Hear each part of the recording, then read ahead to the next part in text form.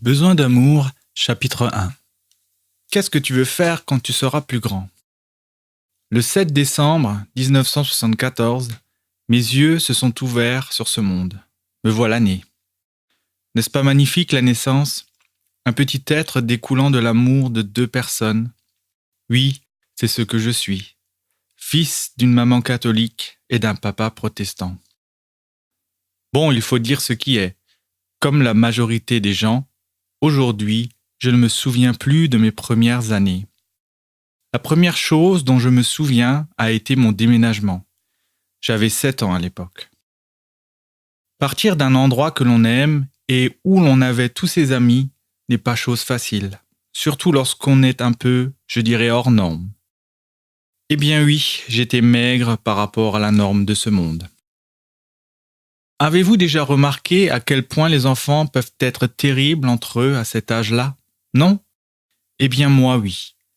À tel point qu'il y a des moments où tu n'as pas envie d'aller à l'école. On se renferme sur soi, toujours plus. On commence à mentir pour se faire des amis, on se raconte des histoires, on essaie d'être quelqu'un d'autre, et tout cela pour une seule chose, être aimé.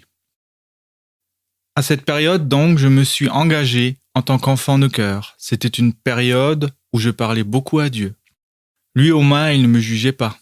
Il faut dire qu'il ne me parlait pas non plus. Et puis j'aimais ce service, je m'y sentais utile. Parmi les prières que je faisais, je me souviens d'une prière forte qui résonne encore aujourd'hui dans mon cœur. Donne-moi, mon Dieu, une femme qui croit en toi. En même temps, quand on me demandait ce que je voulais faire plus tard, je disais curé.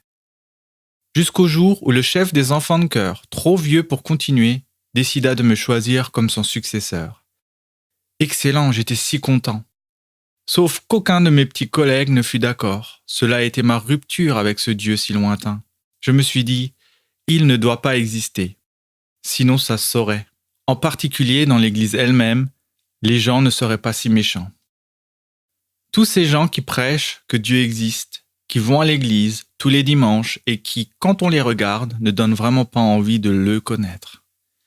Oui, c'est cela qui a fini par achever le peu de foi que j'avais. Je m'apprêtais tout simplement à perdre mon combat.